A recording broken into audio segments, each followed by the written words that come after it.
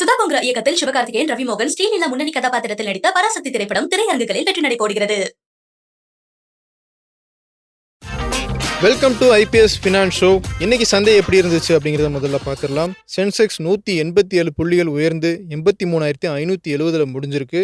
Nifty 28 புள்ளிகள் உயர்ந்து 25,694 முடிஞ்சிருக்கு. இன்னைக்கு நாகப்பன் சார் நமக்கு இன்னொரு ஸ்பெஷல் புக்கை பரிந்துரை பண்ண இருக்காரு. அது என்ன புக்கு அப்படிங்கிறத பார்க்கலாம். வாங்க ஷோக்குள்ள போகலாம். சார் வணக்கம் சார். வணக்கம் வெங்கடேஷ் சார். பொங்கல்லாம் சிறப்பாக கொண்டாடிங்களா சார்? ரொம்ப நல்லா கொண்டாடினோம். இன்னைக்கு திருவள்ளுவர் தினம். ஸோ இதுவும் கொண்டாடிக்கிட்டு இருக்காங்க. ஸோ இன்னைக்கு மார்க்கெட் ஒரு நாள் லீவுக்கு அப்புறம் திடீர்னு ஒரு பாசிட்டிவ் நோட்ல தொடங்கியிருக்கு சார். எப்படி பாக்குறீங்க சார் நீங்க? அதுக்கு முன்னாள் நீங்க திருவள்ளுவருடைய தினம்னு சொன்னதுனால ஒரு திருக்குறளை நான் அடிக்கடி என்னுடைய நிகழ்ச்சிகள்ல எந்த போய் நான் ஒரு ப்ரோக்ராம் பண்ணாலும் முடிந்த வரைக்கும் அதை நான் ஒரு கடைசி ஸ்லைடா போடுவேன் பவர் பாயிண்ட்ல. என்னன்னா, எப்பொருள் யார் யார் வாய் கேட்பினும் அப்பொருள் மெய்ப்பொருள் காண்பது அறிவு. Super sir. சரியான ஆப்டான ஒரு திருக்குறள் சார் இது. ஆமா, இந்த விஷயத்த யார் சொன்னாலும் ஒரு முதலீடு சம்பந்தமா இருக்கட்டும், எதுவா இருந்தாலும் நான் சொல்றேன், இவர் சொல்றாரு, அவர் சொன்னார், நீங்க அதனுடைய உண்மையான இது என்னங்கிறத கண்டுபிடித்து அதுக்கு ரெஸ்பான்சிபிலிட்டி எடுத்துக்கிட்டு இந்த முடிவை நான் தான் எடுத்தேன். அவர் எனக்கு ஆலோசனை கூறியிருக்கலாம், இவர் ஆலோசனை சொல்லியிருக்கலாம், இந்த புத்தகத்தை படிச்சு நான் தெரிஞ்சுக்கிட்டு இருக்கலாம், வீடியோ பார்த்து தெரிஞ்சுக்கிட்டு இருக்கலாம். பட் முடிவு என்னுடையது அப்படிங்கிற இதுக்கு வரணும். அதை யாரையுமே ஸ்ட்ரெயிட்டா நம்ப கூடாதுன்னு சொல்லல, நம்பணும்னு சொல்லல. அங்கிருந்து தரவுகளை எடுத்துக்கங்க, முடிவு உங்களுடையதாக இருக்கட்டும் அப்படிங்கிறதுக்கு இதை நான் சொல்லுவேன் எப்போதுமே. கண்டிப்பா சார். எப்பொருள் யார் என்ன சொல்றாங்க அப்படி அதை சரியா நம்ம கேட்டுக்கிட்டோம்னா நம்ம பொருளையும் காப்பாத்திக்கலாம் அப்படிங்கறது. கரெக்ட்.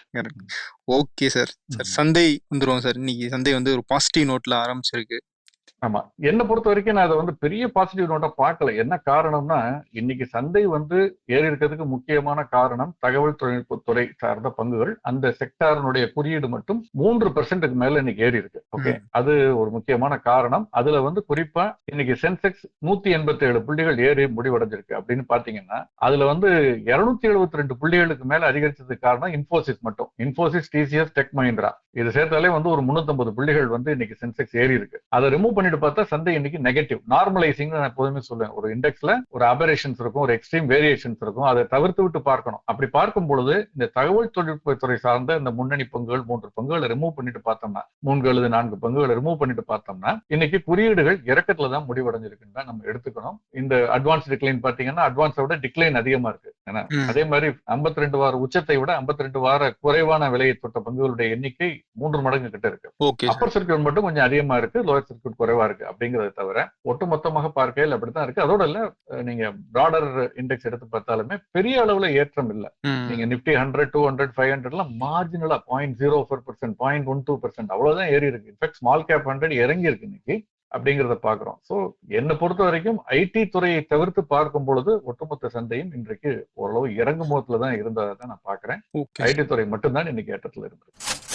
சார், கடந்த சில நாட்களாக நம்ம இந்த ரிசல்ட்ஸ் எல்லாம் பார்த்துட்டு இருக்கோம். அதுல ஐடி நிறுவனங்கள் பெருசா நல்ல ரிசல்ட்ஸ் காட்டல. அப்படி இருந்தும் இந்த பாசிட்டிவான ரிசல்ட் வந்திருக்கு அப்படின்னா அதுக்கு காரணம் என்ன சார் இன்னைக்கு மார்க்கெட்ல? கரெக்ட். அதுக்கு ரெண்டு, இன்ஃபேக்ட் நீங்க சொல்றது ரொம்ப கரெக்ட். நம்ம ஏற்கனவே டிசிஎஸ் ஓட ரிசல்ட்ஸ் பார்த்தோம். அவங்க கடுமையாக ஆட்குறைப்பு செய்திருக்கிறார்கள். 11,000 பேருக்கு மேல இந்த ஆட்குறைப்பு செய்த பிறகும் கூட அவருடைய லாபம் குறைந்திருக்கிறது அப்படின்னு பார்த்தோம். அது மாதிரி இப்ப இன்னைக்கு பாத்தீங்கன்னா விப்ரோனுடைய முடிவுகள் வந்திருக்கு, 3ஆம் காலாண்டு முடிவுகள். அதுல நிகர லாபம் 7% குறைஞ்சிருக்கு. சென்ற ஆண்டு இதே காலகட்டத்தோடு ஒப்பிட்டு பார்க்கும் பொழுது குறைஞ்சிருக்கு. 3,119 கோடி ரூபாய். பாசிட்டிவ் தான், பட் ஆனால் லாபத்தினுடைய அளவு குறைஞ்சிருக்கு. இன்ஃபேக்ட் ஆனா 6 ரூபாய் இன்டரிம் டிவிடெண்ட் டிக்ளேர் பண்ணிருக்காங்க. இதுவுமே இந்த இன்டரிம் டிவிடெண்ட் நல்லதா கெட்டதா? பொதுவாக நமக்கு கையில பணம் வருதுன்னு நல்லதுதான் எடுத்துக்கிட்டாலும் இந்த 6 ரூபாயை விட இந்த பங்கினுடைய விலை அதிகரிச்சுன்னா 8 ரூபாய் 10 ரூபாய் நமக்கு அது இன்னும் பெட்டர். ஏன்னா டிவிடெண்டா வர 6 ரூபாய்க்கு நம்ம எந்த டாக்ஸ் பிராக்கெட்ல இருக்குமோ அந்த டாக்ஸ் 30% ஒருத்தர் இருக்காருன்னா 30% டாக்ஸ் வரும். அதே நீங்க கேபிட்டல் கெயின்ல வந்ததுன்னா உங்களுக்கு 12% தான் லாங் டர்மா இருந்தா, ஷார்ட் டர்மா இருந்தா 20% தான் வரும். ஆனால் நான் ஏன் அது விலை அதிகரிக்கிறது நல்லதுன்னு நினைக்கிறேன்னா, அந்த நிறுவனம் இந்த டிவிடெண்ட் கொடுக்காம அதை ஒரு நல்ல விதத்துல ப்ரொடக்டிவா யூஸ் பண்ணாங்கன்னா அதனுடைய வளர்ச்சிக்கு வழிவகுக்கும். அந்த மாதிரி எதுவும் இல்லைனாலதான் டிசிஎஸ் இன்டரிம் டிவிடெண்ட் கொடுக்குறாங்க. இப்ப இவங்களும் இன்டரிம் டிவிடெண்ட் கொடுக்குறாங்க. அடுத்தடுத்து தகவல் தொழில்நுட்பத்துறை சார்ந்த அவங்களுக்கு பெரிய விரிவாக்க பணிகளோ புதுசா எதுவும் இல்லைங்கிறதுனால அவர்கள் டிவிடெண்ட் கொடுத்துக்கிட்டு இருக்காங்க. லாபமும் குறைகிறது இன்னொரு பக்கம். ஆனால் 2 விஷயம் நல்லது நடந்திருக்கு. ஒன்னு, டெக் மஹிந்திரா அதனுடைய 3ஆம் காலாண்டு முடிவுகள் வெளியே இருக்கிறது. நிகர லாபம் 14% அதிகரிச்சிருக்கு. 1,122 கோடி ரூபாய் அப்படின்னு சொல்லியிருக்காங்க. லாபம் அதிகரிச்சிருக்குங்கிறது ஒரு நல்ல விஷயம். ஒரு தகவல் தொழில்நுட்பத்துறையினுடைய பங்கு எடுத்துக்கிட்டு பாத்தீங்கன்னா இது ஒன்று. 2வது நல்ல விஷயம் என்னன்னா, ரூபாய்க்கு நிகரான டாலருடைய மாற்று விகிதம் இது இன்னைக்கு கணிசமாக அதிகரிச்சிருக்கு. அதிவேகமாக அதிகரிச்சிருக்கு. இன்னைக்கு மட்டும் கிட்டத்தட்ட ஒரு 50 பைசா கிட்ட அதிகரிச்சிருக்கு. ஓகே. ரூபாய் 90 தொட்டு இருக்கிறது. கிட்டத்தட்ட 91 ரூபாய்க்கு அருகாமையில் வணிகம் நடந்துகிட்டு இருக்கு. கொஞ்ச நாட்களுக்கு முன்பு இதுக்கு அருகாமையில் வந்தது. பிறகு 90க்கு கீழே கூட வந்தது. திரும்ப மீண்டும் இப்ப 91க்கு அருகாமையில் வந்திருக்கு. இது ஒரு பக்கம் நமக்கு நல்ல நியூஸ் இல்லை அப்படின்னா கூட, இன்னொரு பக்கம் பாத்தீங்கன்னா நமக்கு ஏற்றுமதி சார்ந்து இருக்கக்கூடிய நிறுவனங்கள், தகவல் தொழில்நுட்பத்துறை நிறுவனங்களுக்கு அது ஒரு உடனடியா இல்லைனாலும் ஒரு பாசிட்டிவான ஒரு இம்பாக்ட் அது சென்டிமெண்டலி ஏற்படுத்தும். அதுவும் ஒரு காரணம் இன்னைக்கு தகவல் தொழில்நுட்பத்துறை பங்குகள் அதிகரித்ததற்கு. சைனா ட்ரேட் டாக்ஸ் எல்லாம் கொஞ்சம் நடக்குதுன்னு சில காரணங்கள் சொல்லப்படுகிறது. அதெல்லாம் நம்ம அப்புறம் பார்க்கலாம். Okay sir. சார், ஒரு புரிதலுக்காக கேட்குறேன் சார். இப்போ டாலருக்கு நிகரான ரூபாய் மதிப்பு அதிகரிக்குது அப்படின்னா அது டெய்லி ட்ரேட்ல எடுப்பவங்களுக்கு ஒரு பெரிய பாசிட்டிவா இருக்கும். இப்போ ஐடி நிறுவனங்கள்ல ஒரு லாங் டேர்ம் ட்ரேட்ல தானே சார் இருப்பாங்க. அவங்களுக்கும் இது எப்படி பாசிட்டிவ் ஆகுது? அதுதான் நான் சொன்னேன். அது உடனடியான பெரிய இதை ஏற்படுத்தாது. ஆனால் ஒரு பாசிட்டிவ் சென்டிமெண்ட்டை கிரியேட் பண்ணும் சந்தையில். இந்த மாதிரி டாலர் முன்பு ஒருக்கா ஏறினுச்சு, இப்ப திரும்பவும் ஏறி இருக்கு. அப்ப இறங்கும்னு நினைச்சா இறங்கல, திரும்ப மறுபடியும் ஏறி இருக்கு. அப்ப இன்னும் கூட மேலு போகலாம், 92 போகலாம், 93 போகலாம் அப்படிங்கிற ஒரு எதிர்பார்ப்பு இருக்கிறதுனால அது அதிகரிச்சிருக்கு. அந்த எதிர்பார்ப்பு நியாயம் இல்லாமல் இல்லை. என்ன காரணம்னா, சென்ற முறை 91 தொட்டப்ப கூட நம்ம பேசணும். நவம்பர் மாதம், அக்டோபர் மாதம்லாம் அந்த நடப்பு கணக்கு பற்றாக்குறை, அதாவது ட்ரேட் டெபிசிட் பாத்தீங்கன்னா ரொம்ப அதிகரிச்சிருந்தது. அது மாதிரி இப்ப மீண்டும் பாத்தீங்கன்னா டிசம்பர் மாதத்திற்கான தரவுகள் வெளியிட்டு இருக்காங்க காமர்ஸ் டிபார்ட்மெண்ட் மினிஸ்ட்ரியில இருந்து. அந்த ட்ரேட் டெபிசிட் பாத்தீங்கன்னா, வர்த்தக பற்றாக்குறை பாத்தீங்கன்னா 25 பில்லியன் டாலர்கள் அப்படின்னு. இது ஏன் ஜாஸ்தியா அப்படின்னா, நிச்சயமா ஜாஸ்தி. ஏன்னா 2024 ஆண்டு டிசம்பர் மாதம் பார்த்தா ட்ரேட் டெபிசிட் 20.63 பில்லியன் டாலர்கள். அந்த 20ல இருந்து இப்ப 25, கிட்டத்தட்ட 25% அதிகரிச்சிருக்குன்னு வச்சுக்கோங்களேன். அதாவது இறக்குமதிக்குமான டிஃபரன்ஸ் சொல்றீங்க சார்? வித்தியாசம். ஆமா, நம்ம இறக்குமதியை அதிகம் பண்ணியிருக்கோம். ஏற்றுமதி வளர்ச்சியே இல்லையாங்கிற கேள்வி வருது. இருக்கு, வளர்ச்சி இருக்கு. ஏற்றுமதி 1.86% டிசம்பர் மாதத்துல அதிகரிச்சிருக்கு, அதுக்கு முந்தைய ஆண்டு டிசம்பரோடு ஒப்பிட்டு பார்த்தால். ஆனால் இந்த பிரச்சனை என்னன்னா இந்த 1.86 தான் அதிகரிச்சிருக்கு. ஆனால் இறக்குமதி 8.8% அதிகரிச்சிருக்கு. அதிகமாக நம்ம இறக்குமதி செய்கிறோம். அந்த காரணத்தினால அந்த கேப் வைட் ஆயிருக்கு. அதுதான் முக்கியமான காரணம். ஆனா என்ன புரியல சார், ட்ரம்ப் இவ்வளவு தூரம் நம்ம மேல டரிஃப் போட்டுமே நீங்க ஏற்றுமதி கொஞ்சம் இன்க்ரீஸ் ஆயிருக்குன்னு சொல்றீங்களே சார்? இது நான் சொல்றது ஒட்டுமொத்தமான நம்முடைய ஏற்றுமதி. பட் அமெரிக்காவோட ஏற்றுமதி கொஞ்சம் குறைஞ்சிருக்கு டிசம்பர் மாசம். பட் நான் ஒட்டுமொத்தமாக குறையல. இன்னும் கூட நம்ம அமெரிக்காவுடைய இந்தியாவுக்கு மிகப்பெரிய ட்ரேடிங் பார்ட்னர் யாருன்னா இன்னைக்கு அமெரிக்கா தான். சைனா எல்லாம் அப்புறம் தான் வருது, தேர்டா தான் வருது. ஓகே, அமெரிக்கா தான் இன்னைக்கு நமக்கு number 1 trading partner. But December மாதம் ஒரு சின்ன இறக்கம். அந்த ஏற்றுமதி ஏற்றுமதியினுடைய அளவு, அமெரிக்காவுக்கான ஏற்றுமதியினுடைய அளவு 1.83% குறைஞ்சிருக்கு. அதுதான் உண்மை. இந்த 50% டாரிஃபினுடைய தாக்கம் அதுவா இருக்கலாம், அல்லது அந்த ஒரு மாசம் மட்டும் எஃபெக்டா இருக்கலாம். ஜனவரி மாத தரவுகள் வந்தா நம்ம அப்புறம் பார்க்கலாம். சரி, இன்னொரு பக்கம் மெட்டல் பிரைசஸ்லாம் குறைஞ்சிருக்கு அப்படிங்கிற செய்தி பார்க்க முடியுது. இது எதனால சார்? பொதுவாகவே நம்ம கோல்டு, சில்வர் அதெல்லாம் கொஞ்சம் இறங்கி இருக்கு, அதை விட்டுருவோம். ஓகே, அதை தாண்டி காப்பருடைய விலை இன்னைக்கு 1.5% இறங்கி இருக்கு. காப்பர் மட்டுமல்லாது அலுமினியம் பிரைஸ் கணிசமாக இறங்கி இருக்கிறது. இதெல்லாம் என்ன காரணம் அப்படின்னு பாத்தீங்கன்னா, சைனா அங்க அவங்களுடைய ஸ்டாக் எக்ஸ்சேஞ்சில் இருக்கக்கூடிய இந்த ஹை ஃப்ரீக்வன்சி ட்ரேட் அப்படின்னு சொல்லுவோம், HFTன்னு, அது பண்ணக்கூடிய சர்வர்ஸ் வைத்திருக்கக்கூடியவருடைய சர்வர்ஸ் ரிமூவ் பண்ண சொல்லியிருக்கு. In other words, high frequency ட்ரேட பேன் பண்றாங்க, தடை செய்கிறார்கள். அதுதான் மறைமுகமா அதனுடைய செய்தி. அது பண்ணக்கூடாது அப்படிங்கிறாங்க.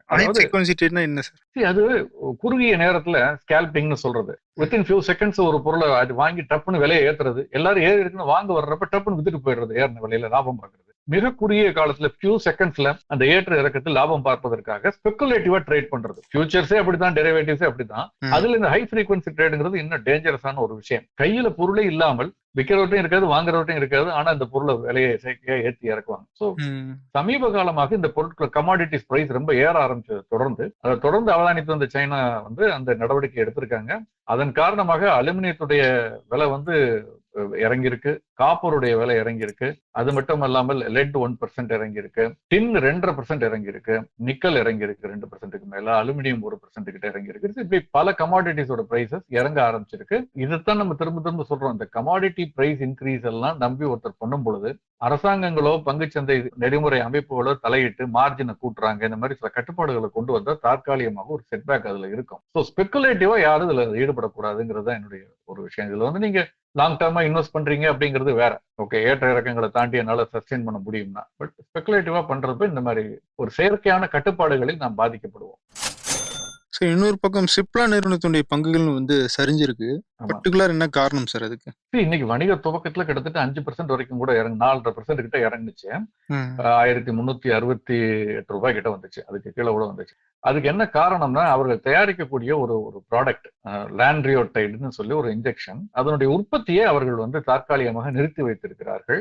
காரணம் என்னன்னா அமெரிக்காவினுடைய US food and drug administration, US எஃப்டிஏன்னு சொல்லுவோம், நம்ம இதை பத்தி முன்னால பேசியிருக்கோம். அந்த US food and drug administration வந்து இவங்களுடைய ஃபெசிலிட்டியை இன்ஸ்பெக்ட் பண்ணி சில அப்சர்வேஷன்ஸ் கொடுத்திருக்காங்க. ஓகே, ஃபார்ம் 483 அப்சர்வேஷன் சொல்லுவாங்க. அதுல 9 அப்சர்வேஷன்ஸ் கொடுத்திருக்காங்க. இந்த குறைபாடுகள்லாம் இருக்கு, அதெல்லாம் சரி செய்யணும். அதை சரி செய்த பிறகு நம்ம உற்பத்தியை துவப்போம், அது வரைக்கும் அந்த உற்பத்தியை நிறுத்தி வைப்போம்னு சொல்லியிருக்காங்க. அப்படின்னா அந்த காலகட்டத்தில் அவர்களுடைய விற்பனை தடைப்படும், லாபம் குறையும், இதெல்லாம் இருக்கு. அதன் காரணமாக அந்த விலையில வந்து ஒரு கரெக்ஷன் இருந்திருக்கு. இதுல இன்ட்ரெஸ்டிங்கான விஷயம் என்னன்னா, இந்த உற்பத்தி ஃபெசிலிட்டி எங்கன்னா இந்தியாவில இல்ல, இது வந்து கிரீஸ்ல வந்து அங்க வந்து ஃபார்மாத்தன் இன்டர்நேஷனல் எஸ்ஏ அப்படின்னு இவர்களுக்கு ஒரு அவுட் சோர்ஸ் கான்ட்ராக்ட் பண்ணி கொடுக்கக்கூடிய ஒரு மேனுஃபேக்சரர் அண்ட் சப்ளையர். இந்த லாண்ட்ரியோடைடு இன்ஜெக்ஷனை பண்ணி கொடுக்குற ஒரு சிப்லாக்காக பண்ணி கொடுக்குற ஒரு யூஎஸ்ஏக்கு எக்ஸ்போர்ட் பண்றதுக்கு அந்த ஃபார்மாத்தன் இன்டர்நேஷனல் லிமிடெட் வந்து இந்த ரடோபிங்கிற இடத்துல இருக்குது. அதைத்தான் இன்ஸ்பெக்ட் பண்ணி நவம்பர் மாதமே 2021 அந்த டேட்ல இன்ஸ்பெக்ட் பண்ணி சொல்லியிருக்காங்க. அப்புறம் அந்த ரிப்போர்ட் இப்ப போன வாரம் வெளிவந்தது. அது வந்து இப்ப பப்ளிக் ஆயிருக்கிறதுனால அதனுடைய தாக்கம் வந்து இந்த பங்குல விலை தெரிஞ்சது. பட் பின்னால கொஞ்சம் ரெக்கவர் ஆகி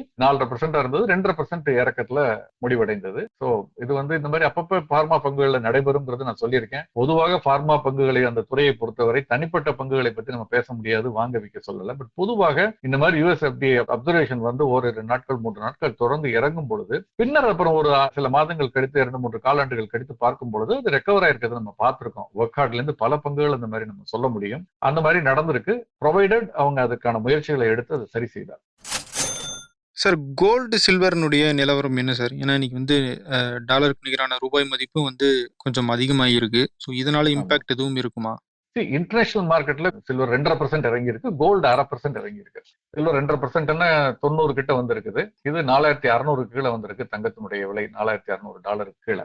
ரெண்டுமே ஸ்லைட்டா வீக்கா இருக்கு, பெரிய சிக்னிபிகண்டான வீக்னஸ் இல்ல, ஸ்லைட்டா வீக்கா இருக்கு. பட் இந்தியாவில் இதற்கு நேர்மாறா எம்சிஎக்ஸ் சந்தையில கோல்டு பிப்ரவரி மாத ஒப்பந்தம் வந்து ஒரு சின்ன ஏற்றத்துல இருக்கு. வெள்ளியும் அதே மாதிரி மார்ச் மாத முன்பேற வணிக ஒப்பந்தம் வந்து ஸ்லைட்லி பெட்டரா இருக்கு. இந்த ரூபாயினுடைய தாக்கமா கூட இருக்கலாம். பட் அது ரெண்டும் பெரிய மூவ்மெண்ட் இல்லை, இன்டர்நேஷனல் மார்க்கெட்லயும் லோக்கல் மார்க்கெட்லயும் பெரிய மூவ்மெண்ட் இல்லை. பெரிய கொஞ்சம் ஸ்லைட்லி பெட்டர் மூவ்மெண்ட்னு பார்த்தா க்ரூட் வந்து 1.5% வந்து இன்னைக்கு ஏறி இருக்கு. அதை பாக்குறோம். இன்டர்நேஷனல் மார்க்கெட்லயும் அந்த $60 கிட்ட ஸ்டெடியா ட்ரேட் ஆகிட்டு இருக்கு, அந்த 1% ஏற்றத்துல இருக்கு. 61 வரைக்கும் போனுச்சு போன 2 நாள் மேல பார்த்தோம். நேற்று கொஞ்சம் இறங்கி இருந்தது, இன்னைக்கு ரெக்கவர் ஆயிருக்கு. திரும்ப பாத்தீங்கன்னா இந்த 56ல இருந்து 58ங்கிற ரேஞ்சு தாண்டி இப்ப 59ல இருந்து 61 62ங்கிற ரேஞ்சுக்கு போய்கிட்டு இருக்கதா நான் பாக்குறேன். சோ அந்த ஸ்லைட்லி பெட்டர் ட்ரெண்ட் வந்து it is prevailing on crude, கச்சா எண்ணெயில. நமக்கு அந்த கச்சா எண்ணெயுடைய விலையும் கணிசமாக அதிகரித்து டாலருடைய மதிப்பும் உயர்ந்தால் கொஞ்சம் நமக்கு சிக்கல் தான், விலைவாசி உயர்வுக்கு வழிவகுக்கும். பார்க்கலாம் சார். இன்னைக்கு நம்ம கவனிக்க வேண்டிய முக்கியமான ஐபிஓக்கள் ஏதாவது லிஸ்ட் ஆயிருக்கா சார்?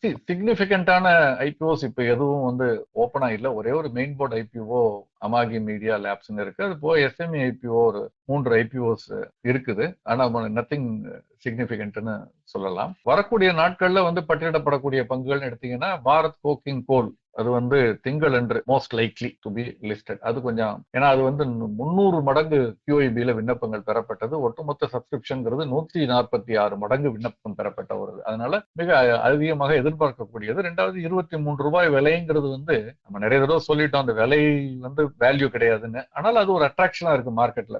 23 ரூபாயில ஒரு பொதுத்துறை பங்கினுடைய இது கிடைக்குது அப்படின்னு சொல்லிட்டு நிறைய பேருக்கு அலாட்மெண்ட் கிடைக்காத ஒரு சூழல் இருக்கிறதுனால அது எப்படி லிஸ்ட் ஆகுதுங்கிறத பாக்குறதுக்கு நானுமே ரொம்ப அவளோட காத்திருக்கேன். லிஸ்டிங்னு பாத்தீங்கன்னா வந்து டிஃபரால் டெக்னாலஜிஸ் ஒன்று லிஸ்ட் ஆனிச்சு. அது ரொம்ப சிக்னிபிகண்டான ஒரு மார்க்கெட் இல்லை. பட் ஒரு விஷயத்த சொல்ல விரும்புறேன், ஐபிஓ மார்க்கெட்டை பொறுத்த வரைக்கும் சடனா சில பங்குகள் விலை ஏறுகிறது. என்ன காரணம்னு கேட்டா அந்த நிறுவனங்கள் வந்து நேஷனல் ஸ்டாக் எக்ஸ்சேஞ்சினுடைய பங்குகள், என்எஸ்சியினுடைய பங்குகளை அவர்கள் முதலீட்டில் வைத்திருக்கிறார்கள். அதனால ஏன்னா என்எஸ்சி இப்ப ஐபிஓ வரப்போகுது, அதற்கான வாய்ப்புகள் அதிகம்னு வந்து செபியினுடைய தலைவர் சொல்லியிருக்காரு, என்ஓசி கொடுத்துருவோம்னு. அதனால அவங்க ஐபிஓ வரும்பொழுது இவர்கள் பங்கு விற்பனை செய்தாலோ செய்யாட்டு கூட அந்த மதிப்புக்குள்ள அளவுக்கு உங்களுக்கு மதிப்பு கிடைக்கும் இல்லையா, அந்த அளவுக்கு உள்ள பில்டினா இருக்குங்கிறதுனால அது ஏறுது.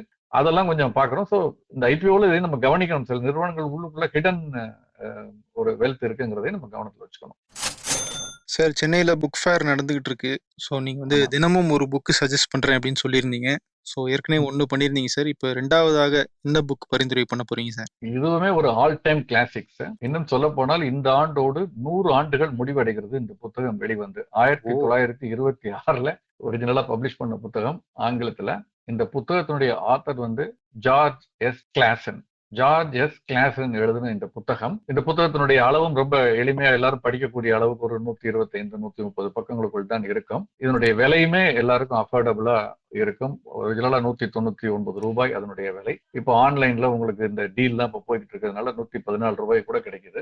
கட்டாயம் எல்லோரும் வாங்கி படிக்க வேண்டிய ஒரு புத்தகம். ஒரு மொத்தமான ஒரு பெர்ஸ்பெக்டிவ் கிடைக்கும் முதலீட்டை பத்தி அப்படின்னா இந்த புத்தகத்தை நான் நிச்சயமா சொல்லுவேன். இந்த புத்தகத்தினுடைய பெயர் the richest man in Babylon. இது த ரிச்சஸ்ட் மேன் இன் பேபிலோன்ங்கிறது அது கீழே அவர் என்ன சொன்னா lessons in wealth and abundant அப்படிங்கிறது அதனுடைய ஒரு இது. இதுல கோல்டன் ரூல்ஸ் எல்லாம் சில விஷயங்கள் சொல்லுவாரு. எப்படி அதாவது அடிப்படையில வந்து உங்களுடைய ஏர்னிங் கெப்பாசிட்டியை இன்க்ரீஸ் பண்ணணும் நம்பர் 1. நம்பர் 2 அந்த ஏர்ன் பண்ணதுல மிக குறைவாக செலவு பண்ணணும். நீட்ஸுக்கும் வாண்ட்ஸுக்கும் வித்தியாசம் தெரிந்து செலவை குறைவா பண்ணணும். 3வதாக அந்த செலவை குறைவா பண்ணி சேமிப்பை அதிகப்படுத்தணும். இதன் மூலமாக ஏர்னிங்கை கூட்டி செலவை குறைத்து இன்வெஸ்ட்மெண்ட் அதிகப்படுத்தி அதை ப்ராப்பரா முதலீடு செய்யணும். அந்த முதலீடு எப்படிப்பட்ட முதலீடா இருக்கணும்னா சாதாரண முதலீடுகள் தரக்கூடிய வருவாயை விட கூடுதலான வருவாய் தரக்கூடிய முதலீடுகளை நோக்கி செல்லணும். இப்படி எளிமையான விஷயங்கள் தான். பட் இதை வந்து அழகாக பேரபிள்ஸ் சொல்லுவோம் ஆங்கிலத்துல. அதாவது உவமைகள்னு சொல்லலாம். அது கரெக்டான வார்த்தை அதானு தெரியல. பேரபிள்ஸ் சொல்றது கதைகள் மாதிரி. அதன் மூலமாக இதை வந்து சொல்லியிருக்காரு.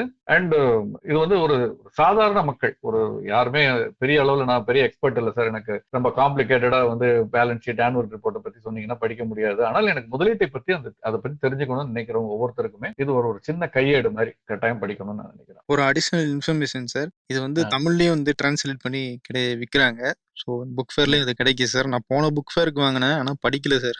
கண்டிப்பா நீங்க சொல்லிட்டீங்க, இதுக்கப்புறம் கண்டிப்பா இன்னைக்கே போய் எடுத்து படிக்க ஆரம்பிச்சிருக்கேன். நிச்சயம். அது எனக்கு ஒரே ஒரு தமிழ் டிரான்ஸ்லேஷன் தமிழ்ல டிரான்ஸ்லேட் பண்ணி போடுற அந்த பதிப்பாளர்களை நான் ரொம்ப பாராட்டுகிறேன். ஏன்னா இந்த மாதிரி புத்தகங்களை எல்லாம் வந்து பண்றாங்க, தேடி கண்டுபிடித்து பாராட்டுறாங்கிறத. சில புத்தகங்கள்ல சில சிக்கல்கள் இருக்கு. ஒருவேளை என்ன புத்தகங்களை தமிழ்ல வாங்கிடுறோம், ஆனால் அந்த படிக்கக்கூடிய எளிய தமிழ்ல ஒரு சுவாரஸ்யமான தமிழ்ல சில புத்தகங்கள் மொழிபெயர்க்கப்படுவதில்லை. அந்த குறைபாடு இருக்கு. பட் ஆங்கிலம் தெரியாதவர்கள் நிச்சயமா அந்த தமிழ்ல அந்த புத்தகத்தை வாங்கி படிக்கணும்னு நான் நினைக்கிறேன்.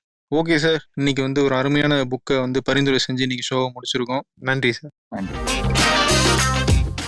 உண்மை சம்பவத்தை அடிப்படையாக கொண்டு சுதா கோங்கரா சிவகார்த்திகேயன் கூட்டணி சேர ஜிவி பிரகாஷ் இசையில் முதல் முறையாக நெகட்டிவ் ரோலில் ரவி மோகன் நடித்த பராசக்தி திரைப்படம் தமிழ் ரசிகர்களின் பேராதரவை பெற்று திரையரங்குகளில் வெற்றி நடைபோடுகிறது.